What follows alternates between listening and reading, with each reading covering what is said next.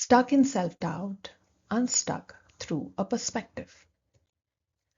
Hello everyone, this is your coach Manaz Amjad, and in our session today, this is part of a workplace challenge series.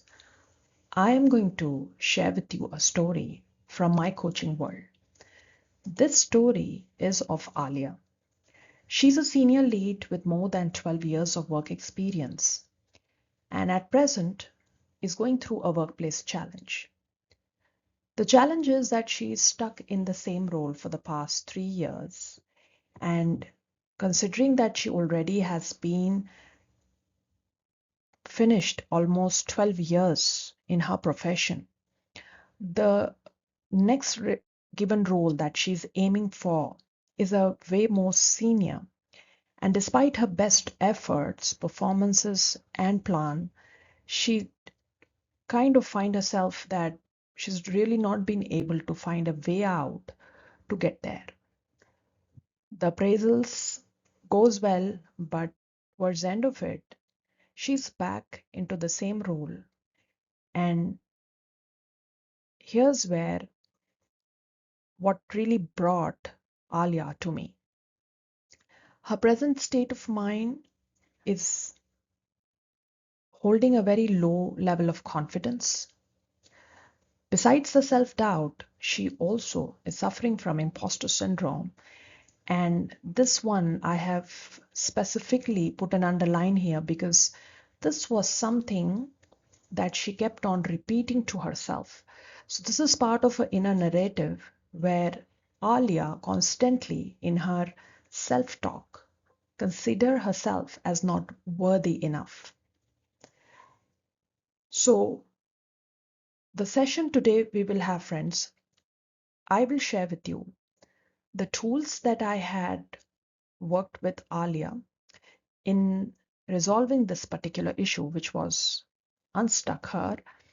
And using these three tools, I was able to offer a perspective to Alia, through which we found a major transformative change inside Alia, which also was able to address this particular imposter syndrome mindset that she was carrying.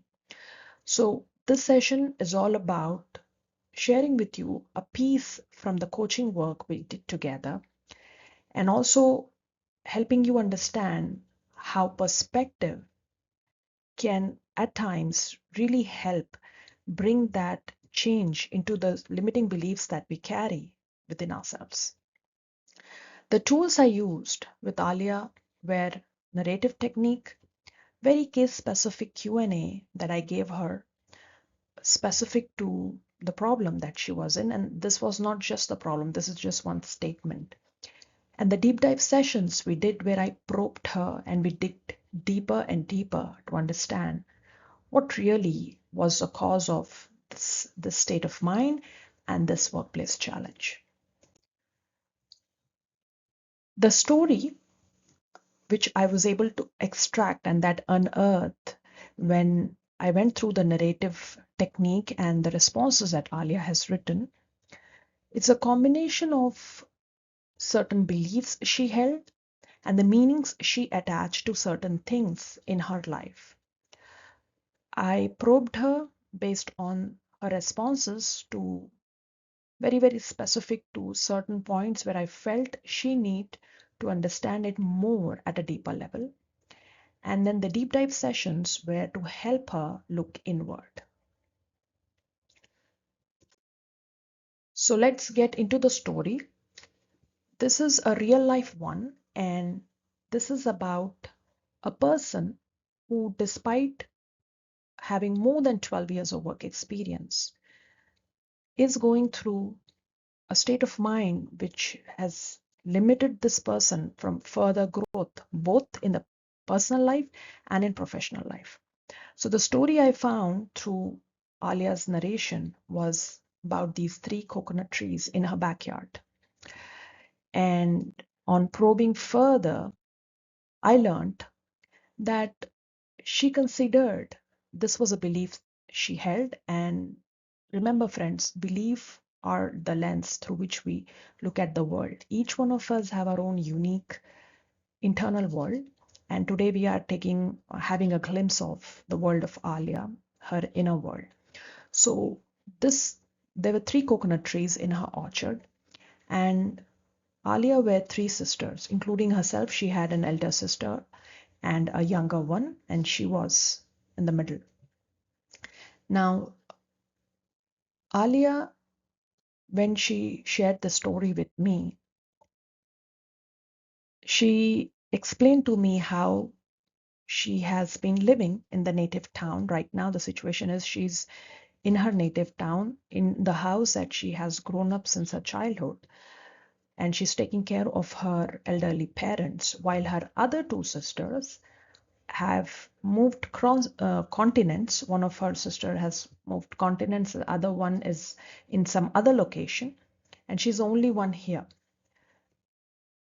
So the story, when I further probed, I learned that the tree that Alia considered herself as was one of those coconut trees which within 2 years of its growth was chopped down for making space for some repair work that they had, and it bore fruit, but after a while it kind of stopped and they have to chop that out.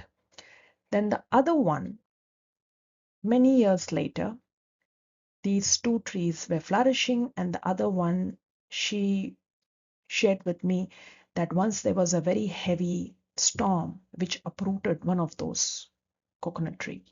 So as on today, present day today, she only had this one coconut tree that remained, and it was very healthy, full of fruit, and deeply rooted and flourishing.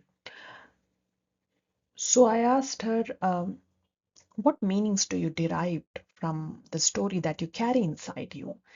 And to that she answered that when I further probed her, also asking her, what really makes you think you are this one and your other 2 sisters are the remaining other 2?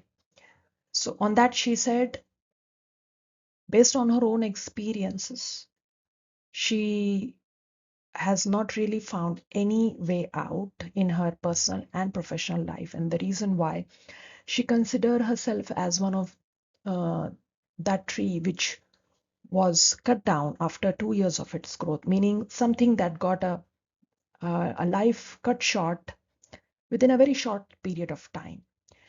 For the other one that got uprooted in a storm, she considered that to be one of her sisters, which had moved continent away. For her, the uprooting was very similar to her moving away from the root, that the native town that they were in, and moving to a completely different continent and kind of settling down there. The one that was remaining and was quite healthy, I asked her, why are you comparing this to one of your other siblings, even though she is in a different location? She said that's because this particular sibling of hers was very prosperous, very happy, and she find her to be very successful. This is as per Alia's inner world. Make note of that.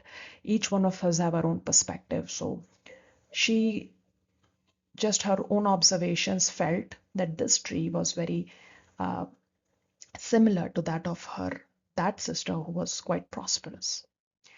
And the reason why, after these 2 trees were cut off, now the one that's remaining, which was prospering, according to her, out of the 3 siblings, including her, the one who was more successful was the one in a different location, happily settled in there. To this narrative, friends, I kind of paused earlier and I said, okay, fine, I agree and I get your story. And from there, we also got to learn why the meanings that she attached to this and her own sense of self, where she felt she was so unworthy, was playing a very key role in the way she approached her job as well. And no wonder that it was, even despite 3 years into the job, Every time she would do something, it was always with the forethought that she was not worthy enough, and therefore success evaded her. To find a solution, I said, Alia, let me offer you a perspective, which is a new way of looking at the same thing. This is a very simple yet a very powerful tool in coaching. And this can actually help anyone, for that matter, find the same thing being seen from a very different perspective. And I gave her space and also some time to accept my perspective, because not necessarily that what I have to share with her, she might readily agree to everything that I have.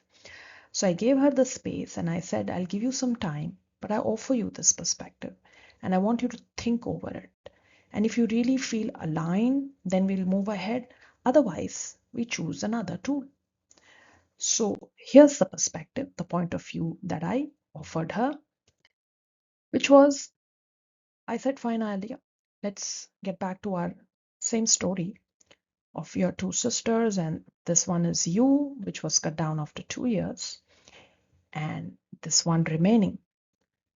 So the perspective I offered her was, first thing, the trees, the one that got chopped off and the one that was uprooted in a storm, there's no way we can bring that back. Now, the one we have, the remaining one, is here. So what if we look at the same thing, that this remaining coconut tree, instead of aligning or thinking this as to be her sister, what if I said, Alia, you shift your role? What if this is you? And as I read through your story, because I am the third person, the neutral party in your narration, and I could see things which you cannot. So from my perspective, which I'm offering you, I want you to take this, think through it, and accept or reject. It's entirely on you. So I said, I offer you this perspective that the remaining coconut tree, I find this to be you rather than your sister who's prosperous, because this tree is firmly rooted in the place you are in, just like you. You have not shifted locations or left your hometown, neither your parents. You are their caregiver right now. You're working really hard and you're undermining your work both at personal and professional level. At the same time, you've been resilient enough to put up with all the storms life has been throwing at you. Yet you stand tall just like this tree. You bear fruit and you live in abundance. You belong here. So this is a perspective that I added to her. And the other two that got uprooted in a storm and another one that was chopped off, I said you can consider that as your sisters who made a choice. They made a choice to find their root in some other soil or some other location of this planet Earth, which is okay, and we need to respect that. So they found their space and they blossomed there. But this is your space. Giving her this perspective, I left her with some days to think through it and left her with these notes. Specifically, the last one, this kind of resonated very, very deeply inside her. And I also understand, because this is our dire need. Most of us, regardless of our gender, we all want to feel belong and connected. And there's a search for this. But when we are unable to internalize and run some stories inside our head, this get manifested both in a personal and professional life. And this is exactly what was happening with Alia. She was carrying these stories even in her workspace. It was an unconscious way. Maybe she's not totally aware of how she approached her work, the new project, or her challenging task. This is something that she need to look inward to understand her outward demeanor and the way she approached things. And when I offered her this perspective and I gave her space, there was a transformative shift inside her, which then completely changed the course of her assignment. And this one we did for 3 months plus something else that we worked on, which is not part of this session.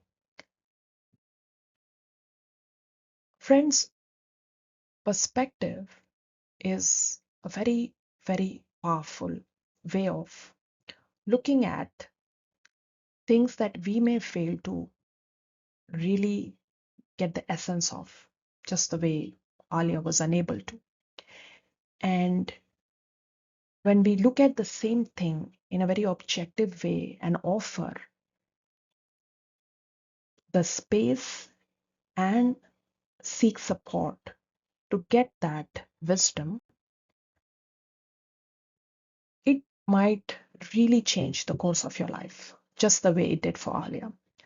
So, closing with this, I also shared with Alia this quote. This is one of my favorite. And I said, sit with this, let this sink in.